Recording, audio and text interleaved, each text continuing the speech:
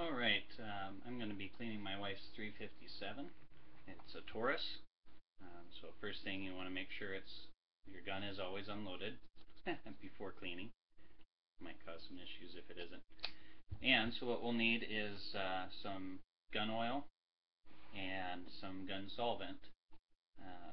And need some patches. Need a little brush. Need your cleaning rod.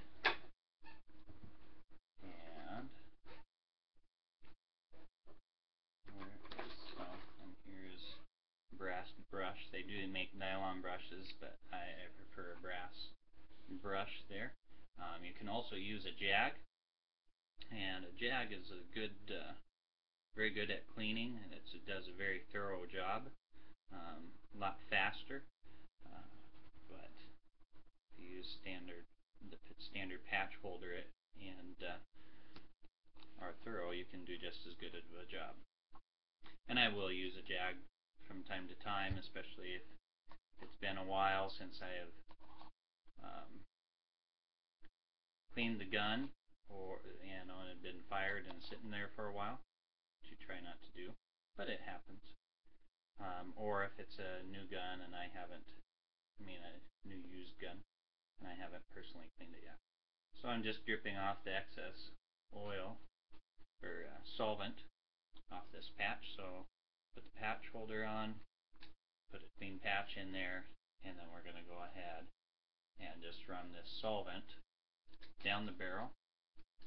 And I typically let it go all the way through. There we go. And then pull it back through. And you can run it down, especially if it's been shot a lot or is really dirty. Run it down a few times. And key thing is just don't try to break something forcing it. So it should go down smoothly. Once you have run it through, you can still actually, I guess we'll do it this way. You can leave your patch with solvent on it and then run it down each chamber of the cylinder. This is just to break up the copper and lead residue and powder residue that is left in your gun. So run it through each chamber on this cylinder, and that should be good. Then you'll need a couple dry patches here in a second. So then I'll take my brass brush and run that through several times. Like some people are worried about a brass brush over a nylon brush is they feel you can hurt the barrel of the gun and the rifling, but just don't get wild with it and you'll be fine. And you can feel it twist as you go down. That's just because it's following the rifling. If you've used it a lot or it's really dirty, scrub it several times real good. This was already clean before I started. Then same with each of the chambers on the cylinder.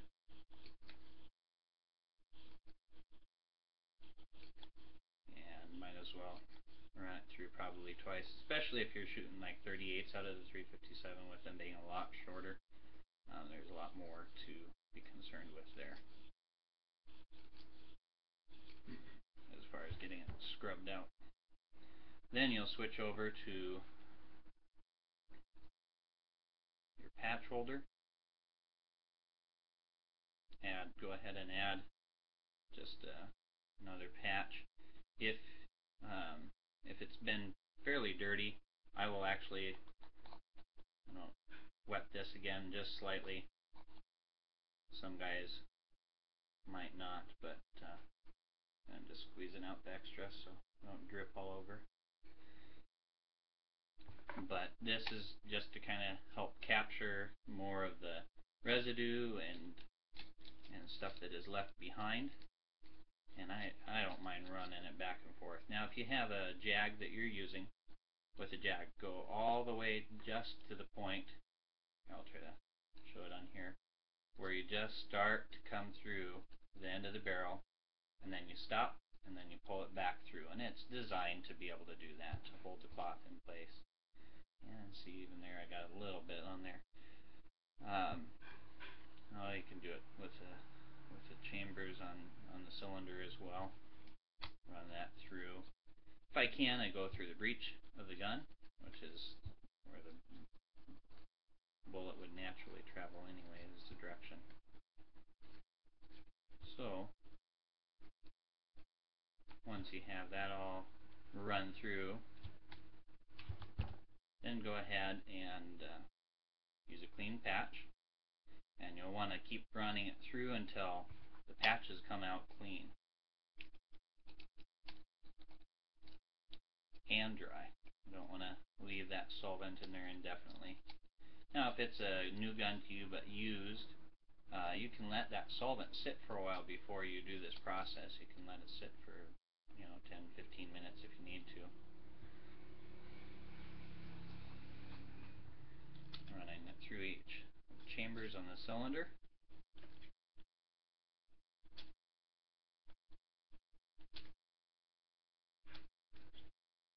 I'm going to run another one. This one's a little bit damp still. But you just keep running it through.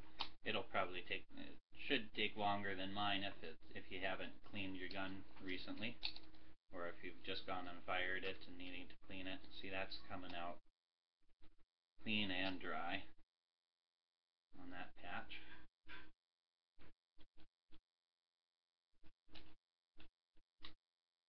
Controller's getting a little loose there.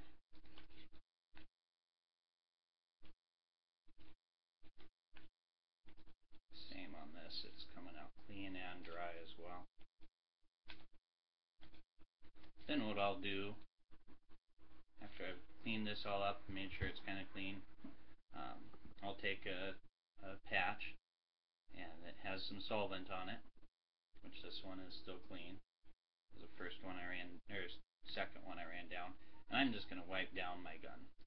Outside, cleaning off any oils or fingerprint residues or whatever else might be there if you're outside or whatever. Clean off the push rod, clean behind it. You can push that through and get in behind here, anywhere where you have some powder residue left over, and typically your back of your cylinder definitely will have some as well, as right near the breech side of the barrel, as well as back where your firing pin is and everything. And then I'll just close it, clean off the trigger, just anywhere I can with this gun oil or gun solvent. Now, some guys will wear gloves just because they don't want the oils from your fingers getting on your gun, and the oils and residues on your fingers can break down and harm the gunmetal eventually, suppose. But my grandfather had I have my great-grandfather's shotgun, and it was, let me grab some more packages here, but he definitely was more abusive to guns than I would be, and I know I'm not as careful as far as making sure fingerprints as some people are, but he wouldn't even care that way. And the shotgun still looks great. But with a stainless steel, you shouldn't have to worry about it nearly as much as far as fingerprints or residue left on it from your fingerprints and hands. Now, if you have a gun with bluing, that can break it down over several years if you're not careful with it. But I just would go through, and after I've cleaned everything with a solvent, or hit everything with solvent, you can go ahead and take your brush inside wherever you see buildup of gunpowder residue on the front end of your cylinder,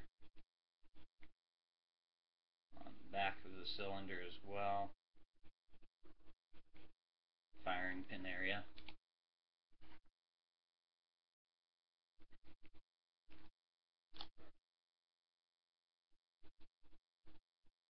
But this one's all nice and clean. Push rod. Once once you have that all done, do go ahead and wipe it down. Try to get all the excess solvent off of your firearm. So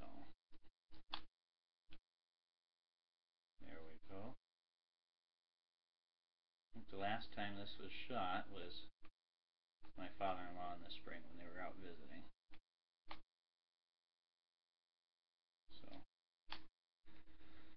once all the solvent is dried up and off of your gun, then I like to hit it with some oil, and I use Hoppe's 9 gun oil as well. I've also used Remington before, both seem good. And you don't want to leave a lot of oil, you just want to leave a little bit on the gun in the barrel.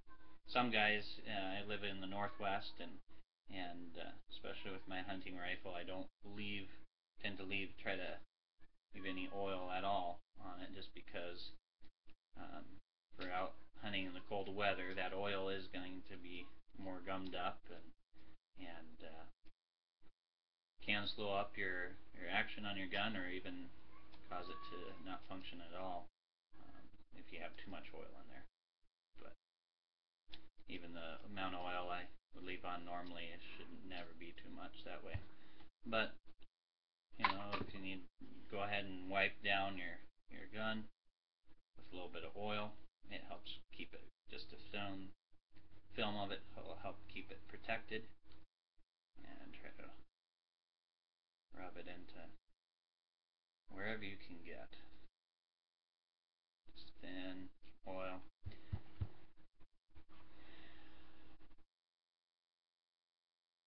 Into each of the chambers on the cylinder.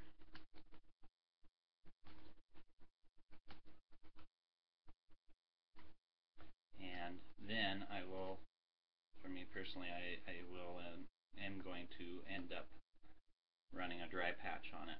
But if you're not expecting to be out in below zero weather, just a thin layer of oil should be fine. I'm just going to run a dry patch through everything, and that'll be sufficient.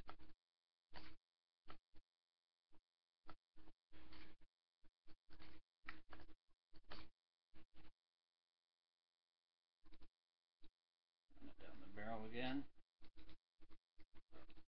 Get any little extra oil out. And I'll rub down the gun.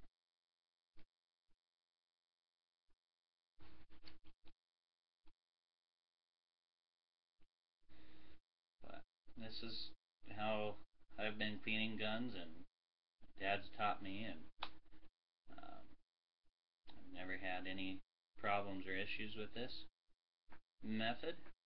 Seems to be kind of a tried and true method, so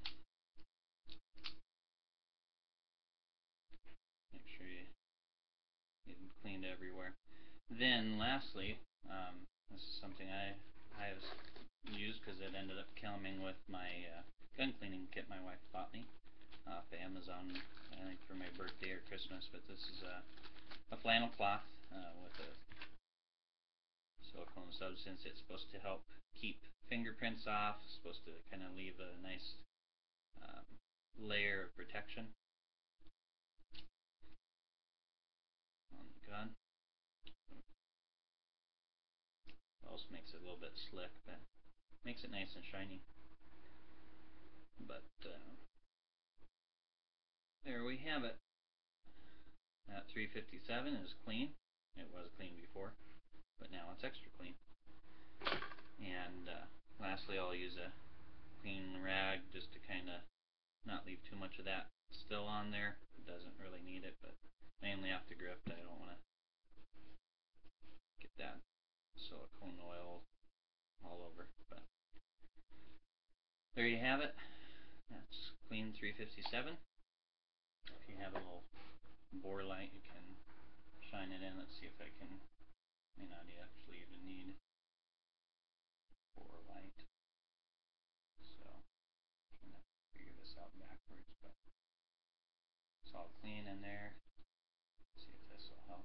a little bit. So, nice clean barrel, and all the cylinders all clean with all chambers. So there you go. Nice cleaned and lightly oiled